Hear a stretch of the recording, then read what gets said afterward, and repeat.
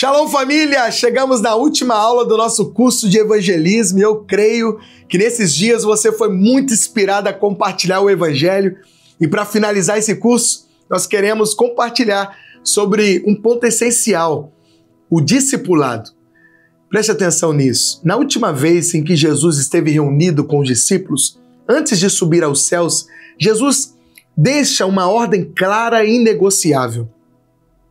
Ele diz assim: portanto, vão e façam discípulos de todas as nações, batizando-os em nome do Pai, do Filho e do Espírito Santo, ensinando-os a obedecer a tudo o que lhes ordenei. Mateus capítulo 28, versículos 19 e 20. Isso nos mostra que evangelismo não termina na decisão de levantar a mão e dizer sim a Jesus. Essa decisão é apenas o começo. O verdadeiro fruto aparece quando essa vida é acompanhada, cuidada e transformada através do discipulado. Portanto, o discipulado é o método de Jesus. Ele não se limitou a pregar para as multidões.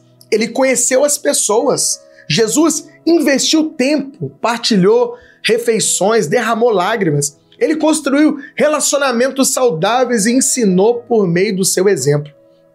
Isso nos mostra que discipulado não é um programa da igreja, muito menos um evento no calendário. É a própria vida de Cristo sendo transmitida no dia a dia. Discipulado é, de fato, um estilo de vida. E quando entendemos isso, percebemos que o discipulado carrega duas dimensões. A primeira dimensão é ser como mestre.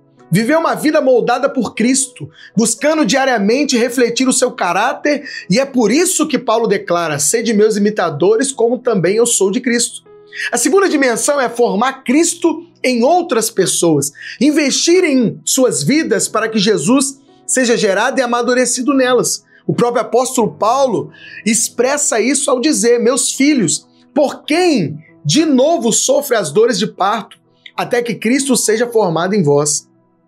Existe uma ordem que nunca pode ser invertida nisso. Só posso formar Cristo em alguém se ele já estiver sendo formado em mim. Antes de discipular, eu preciso ser discípulo. Antes de ensinar, eu preciso aprender. Antes de moldar outros, eu preciso permitir o Espírito Santo me moldar também. Francis Chan, certa vez, destacou que discipulado é, de uma certa forma, transmitir quem eu sou para outras pessoas. Por isso, se Cristo não está sendo formado em mim, aquilo que eu vou reproduzir não será saudável. Não precisamos de mais cópias de mim mesmo, mas de Cristo sendo multiplicado através de mim.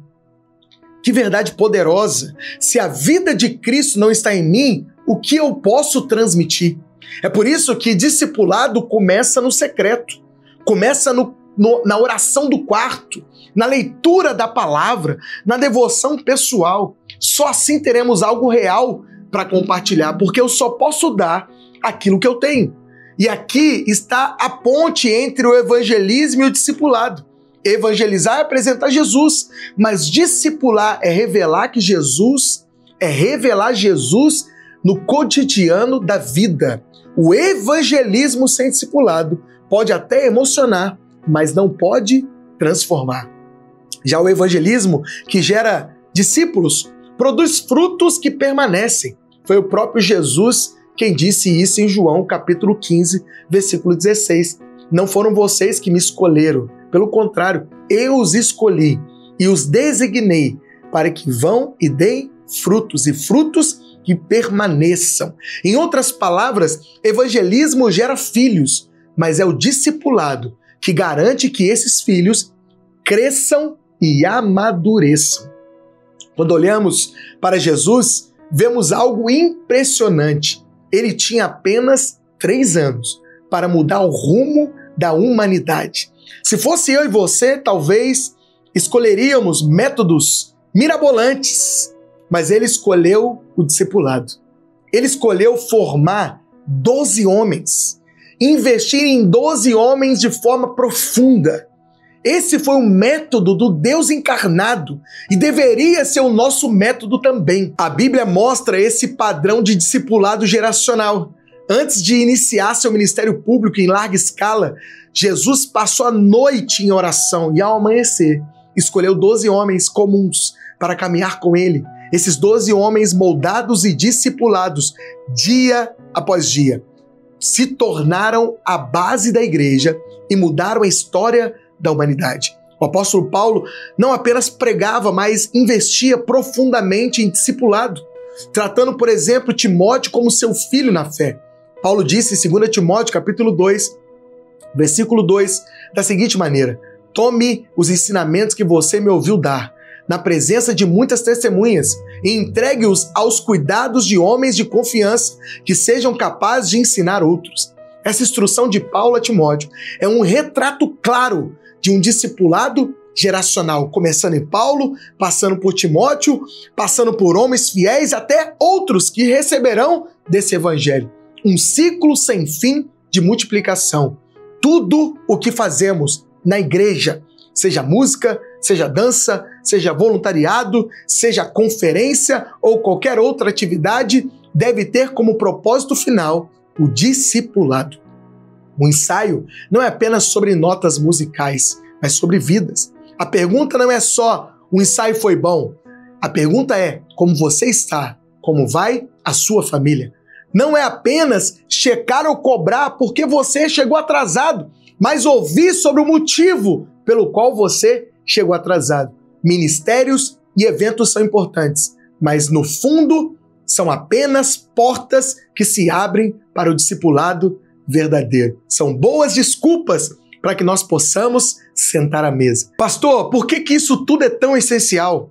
Porque uma conversão sem discipulado deixa pessoas frágeis, imaturas e facilmente serão enganadas. Paulo alerta sobre isso em Efésios capítulo 4, versículo 14, dizendo que sem maturidade seremos como crianças, levadas de um lado para o outro, por todo o vento de doutrina e pela astúcia dos homens. O discipulado, por outro lado, cria raízes profundas e gera maturidade. Dallas Willard diz o seguinte: o maior problema da igreja hoje não é que não fazemos convertidos, mas que não fazemos discípulos.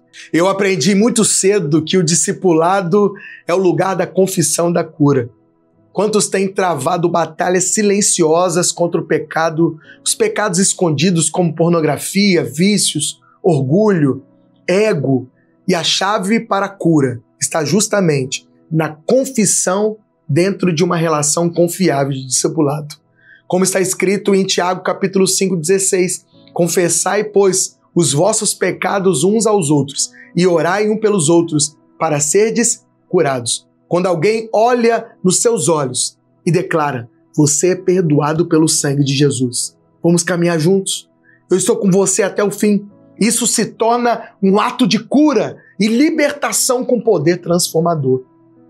Portanto, podemos dizer que o discipulado também confronta, porque expõe as nossas falhas e revela nossos pontos cegos. Por isso, nem sempre é confortável ser discipulado. Jesus nunca, vou repetir, Jesus nunca romantizou o discipulado. Ele disse: se alguém quer vir após mim, negue-se a si mesmo, tome a sua cruz e siga-me. Ser discipulado é abrir o coração para que alguém tenha liberdade de apontar nossos erros. É abrir o coração para que alguém confronte as nossas motivações e nos conduza ao amadurecimento em Cristo Jesus. Não será um caminho fácil e muitas vezes será dolorido, como o esforço de um treino intenso, mas é justamente nesse processo que o caráter de Cristo é forjado em nós. Sem discipulado, somos como garrafas espalhadas no chão, recebendo apenas alguns pingos de água a cada pregação. Mas com o discipulado, é como se uma mangueira fosse colocada dentro de nós. A água flui de forma contínua e abundante, enchendo até transbordar. Podemos dizer com certeza que um ano de discipulado pode produzir mais maturidade do que décadas apenas ouvindo os sermões de domingo. Por isso eu digo, o discipulado é um verdadeiro acelerador de crescimento espiritual. O discipulado nos fortalece a fé, nos cura, nos molda e com certeza gera maturidade. Como escreveu Charles Spurgeon, Sem o discipulado, o cristianismo se torna superficial. Não é apenas ouvir a palavra que transforma, mas viver uma comunhão e caminhar diariamente com Jesus. Não é apenas ouvir a palavra que transforma, mas viver em comunhão e caminhar diariamente com Cristo. O evangelismo sem discipulado é como gerar um filho e deixá-lo abandonado. A verdadeira colheita do evangelismo não está apenas na decisão, mas no crescimento do discípulo. Por isso, podemos afirmar, o evangelismo alcança multidões, mas somente o discipulado ganha gerações. O evangelho não nos chama para um evento passageiro, mas para uma vida inteira de caminhada com Jesus. Billy Graham resumiu bem essa verdade quando disse: a salvação é gratuita, mas o discipulado te custará tudo. É com essa convicção que encerro essa aula, lançando o desafio: não pare no evangelismo. Seja o verdadeiro discípulo de Jesus e escolha também alguém para discipular. Permita que Cristo seja formado em você e, ao mesmo tempo, forme Cristo em outras pessoas. Assim, novas gerações serão impactadas pelo Evangelho através da sua vida. E eu quero terminar essa aula orando por você e declarando que você é um discípulo de Jesus. Jesus, muito obrigado por esse tempo que nós passamos, por essas 10 aulas que foram compartilhadas sobre evangelismo e que, de fato, cada pessoa que recebeu dessas mensagens, dessas aulas, desse compartilhamento, eles possam aplicar e eles possam ver o poder de Deus através dos seus testemunhos, que eles possam trazer as boas notícias em todos os lugares que eles estiverem relacionando, em todos os lugares que eles estiverem envolvidos, e que Cristo seja evidenciado através das suas vidas, em nome de Jesus. Fique com Deus, até a próxima, um abraço, shalom!